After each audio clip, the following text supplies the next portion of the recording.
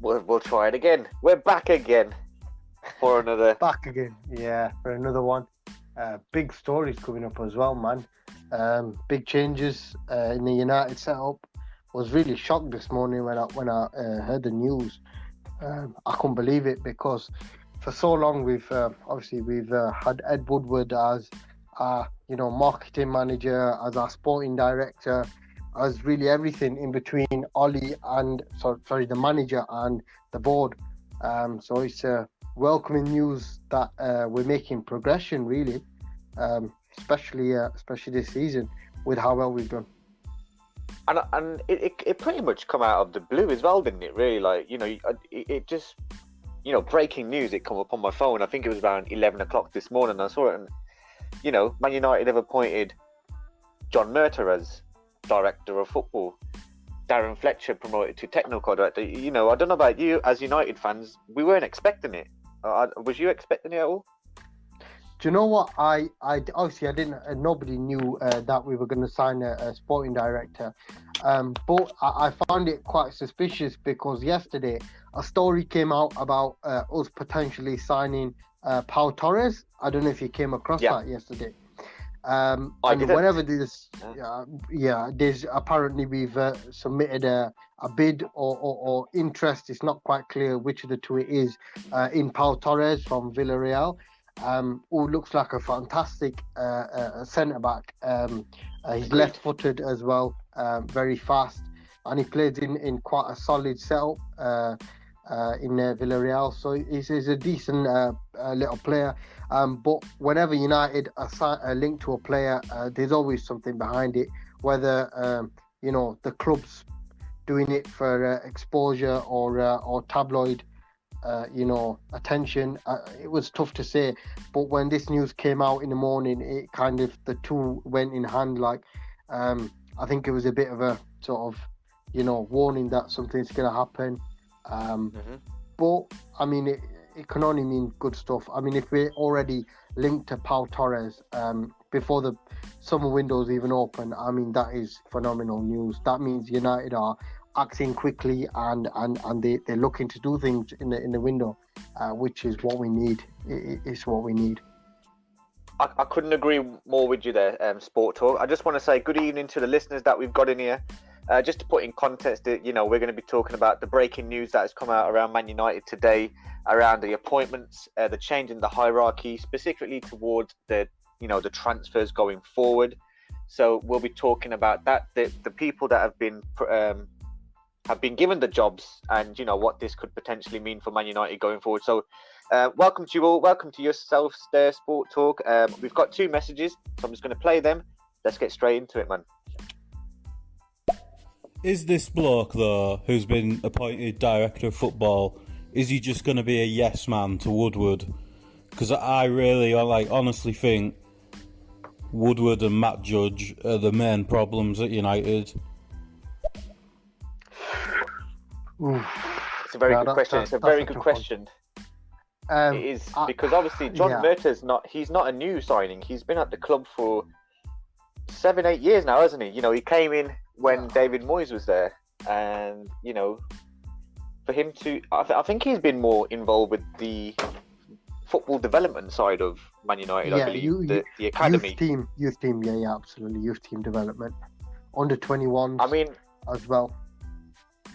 I mean, like the academy's done well over the last few years. You've had Rashford come out of there. You've had the likes of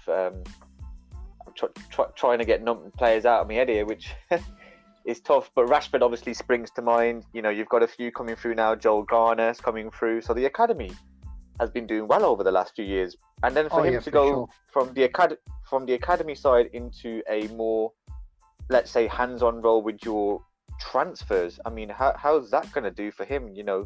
I think our listener there had a bit of a point. Is he just going to be another yes man for United? I don't think he is. He's going to be a yes man. If you look at his credentials, just going off what he's done at United, in that period of 7 years, we've had the breakthrough of obviously Rashford, Mason Greenwood, signing of Hannibal Mejbri, who I know John Murtough was a massive part of. And these are future players who are going to transform the squad. Especially looking at Hannibal Mejbri, definitely one for the future, showing real signs of promise. But just looking at the work that John's done throughout the United under-21 setup and the development of the youth talent, we've had a constant quality players coming from the setup, which makes me feel confident that if we do sign a young player who's been scouted by John's team, they're going to be nothing but the best and are going to fit Manchester United like a glove. And that's what we need at this moment in time, especially with the transfer budget being thin this year because of obviously the pandemic, COVID-19, and teams not wanting to sell their star players, and to have a guy who understands the youth setup and understands player development is going to be key to signing those players who want to step up to the next level in their careers. Now, I'm talking about players like Pau Torres, who just need that next step up to become elite level players, a bit like how Man City plucked Ruben Diaz from the Portuguese league, and he made that step up, and now he's a phenomenal talent, and really doing well in the Man City setup. So I'm confident in John Myrtle's skills as a director of football. What do you think, mate? Do you think this guy's going to be good for the club, or do you think it's going to be another puppet? I want to, you could do a simple Google search yesterday evening, and you could have typed in Manchester United and, Manchester United director of football. It would have produced a long list of famous names. You would have had your Edwin van der Sar, your Patrice Evra, Ralph Ragnick. Some of these were the rumoured candidates that were going to be supposedly a director of football going forward. And I think what I like more is that the club have taken the internal route and gone for someone that's already been at the club for 7-8 years. I said to yourself, I had to do a bit of research on the guy before this podcast today because I didn't really know who he was. But I want him to do well. It looks like he is going to do well. It looks like he's fixed things in the academy since he's been there. He's done great things for the women's team. What I'm reading, he's been given a nickname of the Fixer, behind the scenes. And it certainly seems like he's done fantastic work with the academy and the women's team. So I'm all for it. As United fans, as we both are, we've been asking for directors of football, someone with knowledge of the game, of football, to be running things behind the scenes. Yeah. And I think, this is a key day. This is a key day for Man United and Man United fans alike. Now we might be seeing, like you said, a new direction in terms of transfer negotiations.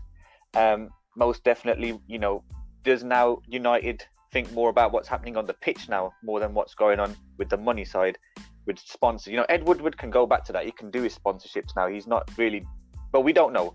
He shouldn't now be involved in transfer negotiations or anything to do with the transfer negotiations that Man United are doing now. Obviously, John Murtaugh's in there, and Sorry, so yeah, I was just gonna say, going back on what the first comment said. Matt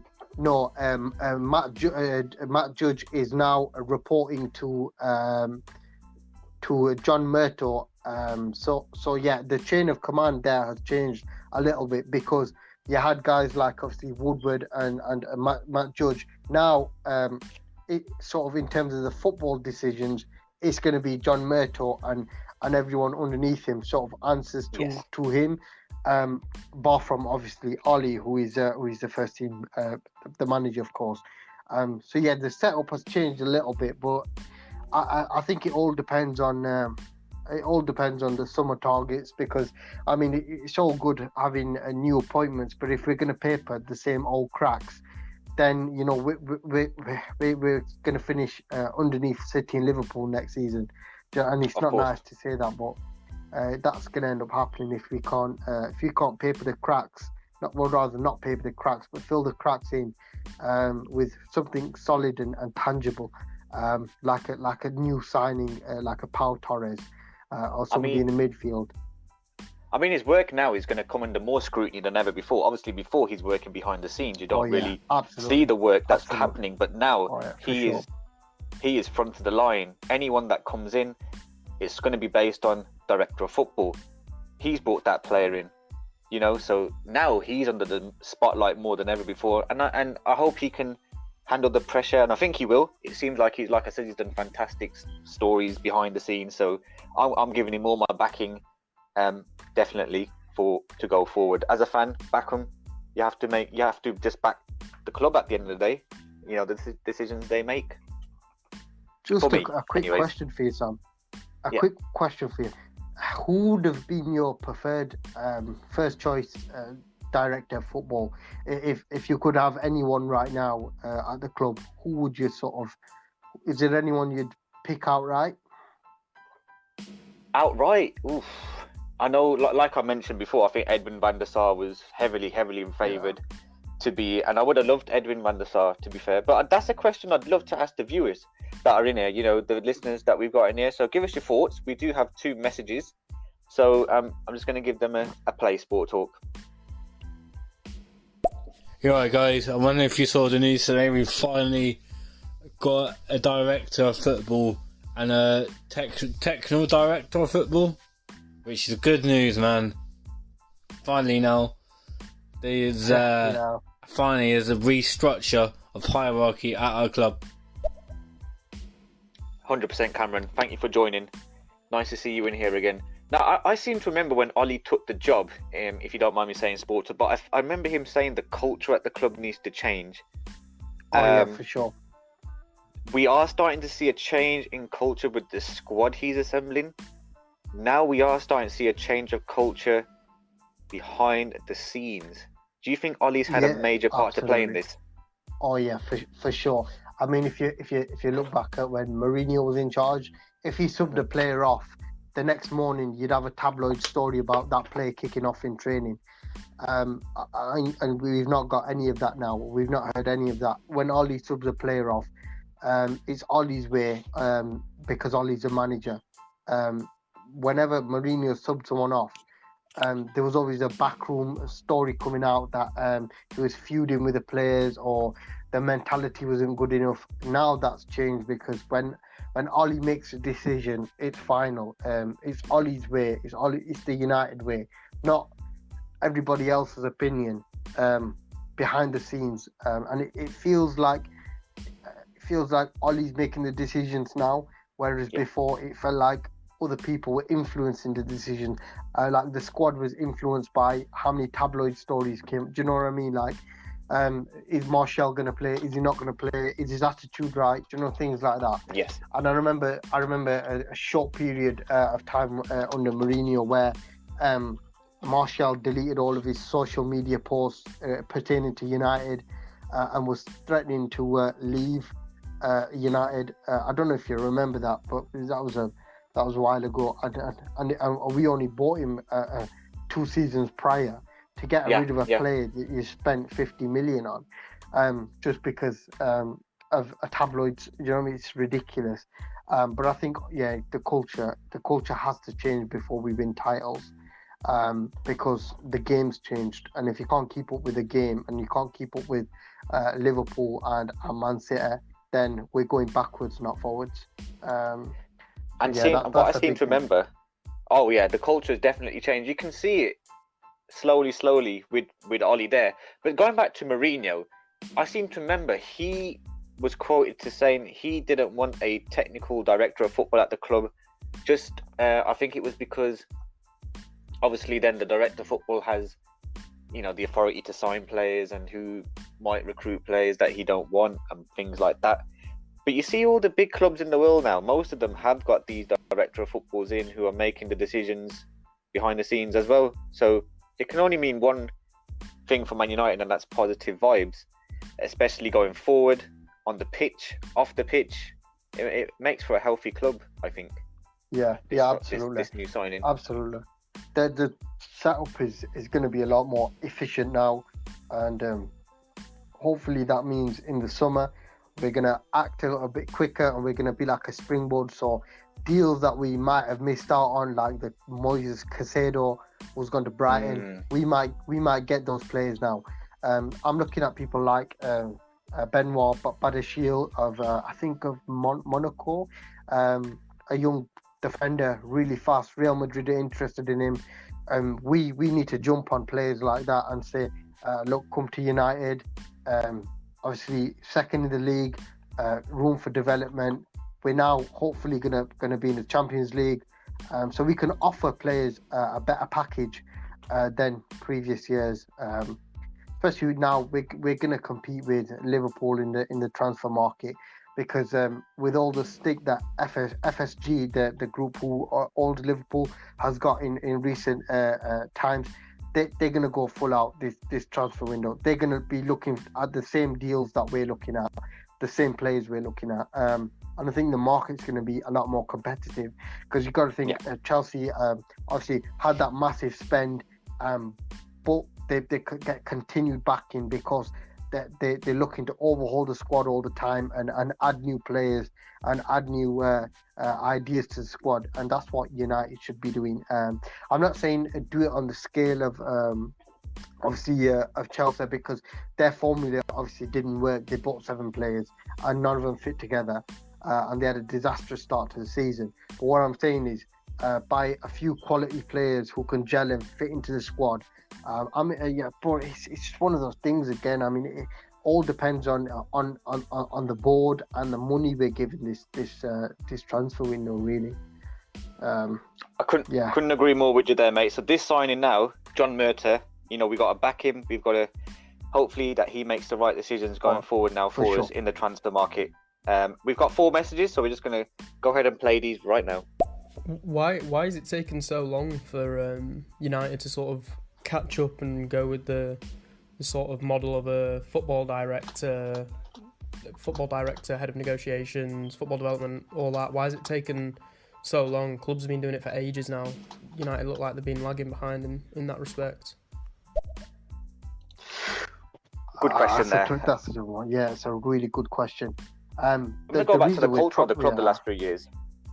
The culture of the club the last few years hasn't been right. Yeah, that's probably one of the biggest reasons there. The culture of the club, the mentality, probably a little bit as well. And they've actually got a manager. What did you think about the gentleman was referencing to there? Why do you think it's taken so long? Bar from obviously the culture and the mentality, do you think there's any specifics that you can pinpoint? Why we haven't had a director of football in since, who was the last one? Was it David Gill, was it? Why the progress has been so slow in terms of other teams, like catching them up in terms of the structure of United and the structure of City or Liverpool? We haven't got footballing people at the helm. That's all I can put it down to. To Ed Woodward. They don't know the importance. Managers that we've had, Mourinho didn't want a director of football in just because it could undermine his position at the club. I'm not sure whether he wanted one. Moisey, he brought in John Murtough at the time, but it wasn't for director of football, it was for the academy football development. So I'm going to say it's been down to who we've had in charge, over the last few years. We've had, I'm going to name the Glazers are in charge, Ed Woodward. These guys don't know football. These guys don't know players. They don't study the game. They don't know the game. And I can only pinpoint it down to that, really. Whereas now Ollie's in, he knows the game, he knows the club, he knows the values, he knows the culture. Yeah, absolutely. And we're seeing a shift in culture with the players, don't get us wrong. with the team. I think he's done it. I think Ed Woodward's done a great job in terms of making the club revenues and the new Adidas sponsorships and the Puma or whatever sponsorships that United have had. That brings money into the club. That brings a transfer budget, and that makes us one of the best clubs in the world for organic money. We create money from our fan base. We don't have a cash injection like Man City. We don't have a rich owner who injects 300 million every season for them to buy players. So I respect Ed Woodward in that side of things, in that aspect. So yeah. But other than that, he is not a footballing man. He's more like a banker. I think is a correct term. Couldn't fault him. Oh yeah, couldn't fault him for all the money he's brought in at all. And we'll touch on Darren Fletcher going forward now, because I think that's Darren Fletcher's got probably the main job out of the 2 jobs that have been announced today. But we've got 5 messages here, so we'll just go ahead and play these. Thanks for your comments, everyone. Mate, change the name of that title. We are not talking about just Man United, please, gents. Otherwise, you'll probably stick to maybe one listener. Nobody likes Man U. I'm just joking. Hope you're both doing well, gents. Not Man U chat, sorry. What are your score predictions for the Liverpool match? I've gone 3-1 Leipzig. I think they'll pull it out the bag. I don't think Liverpool will be up to it, the way they've been playing in the league. But let me know your thoughts. How's it going, Josh? Nice to see you well, man. Nice to see you well. Hope the new job's going well as well. Just a quick one for me. I want Leipzig to win. I'm going for a 3-1 Leipzig win also. Want them to go through. I don't know. I want Leipzig to win, obviously, but Liverpool are one of those teams when they're under pressure, they tend to pull out results, and it could go either way. But it'd be nice to see Leipzig go through. It's going to have to be an early goal for Leipzig. It's going to have to be an early goal for Leipzig, though. For them to have any chance, they need to score early. But yeah, Josh, I'm with yourself. I'm backing Leipzig to go through. Oh, well, I've been reading, guys, and Cavani doesn't want to stay at Man United anymore. It seems like he's not happy. It looks like he wants to go to Boca Juniors, his dad was saying. What are your guys' thoughts on that? I am only going to be asking the question. I'm not actually going to be here to hear it, I don't think, because I'm going to have my dinner, and then I'm going to enjoy the Liverpool-Leipzig. Have a good show, though, boys. I do apologise that I'm not going to be here to support you, but I'm going to leave you with that Cavani message. And here's one for you guys. How much do you pay Villa for Grealish? I think you'd have to pay if you Sancho is like 120, you're going to have to pay 120, 130 for Grealish, unfortunately. So good luck with that one, guys. All the best. Cheers, Coach. Nice to see you again. He had to give Coach a follow. He was doing a pod just before this one. Give him a follow. Good question as well, man. Hello? Should we play the next one? Yeah, let's. Oh, yeah, and just to leave you on this one, guys. Man United are shit. Up the Leipzig. Come on, the boys. Right, I think there's a few questions in there, isn't it? On the Cavani one, within hours of his dad saying that, he's come out and said he's proud to wear the T-shirt from what I read. We've only got him on the 1-year deal, I believe. So he's well within his rights to say if he wants to go back, he can go back. But I'm hoping we keep him for another season at the club as a fabulous striker he is, but also as a mentor to our younger strikers. I think he could do a job there as well. We'll see.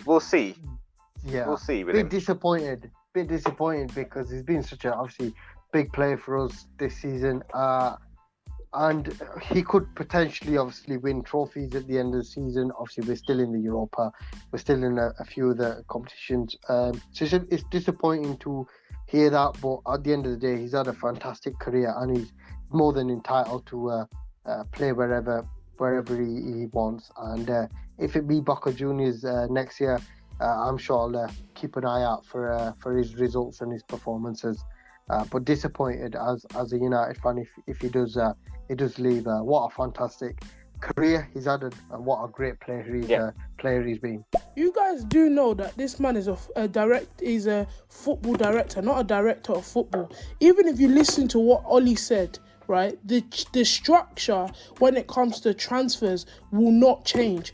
To me that means, what is it? Ed Woodward will still be very much part of our transfer business. Thank you very much there for your comments there. been a great stream. Thank you to everyone. Thank you, Sam, as well, for having us on here. And hopefully we can make this a regular transfer show, because the feedback we've got today, the messages, the comments, all the love, that was great. And thank you to everyone who took the time to comment and join the show. And yeah, we'll try and make it a regular thing. And hopefully as the summer transfer window draws closer, the topics will get hotter and hotter. And yeah, stay tuned and keep an eye out. Take it easy, guys. Stay safe. Bye-bye. Bye.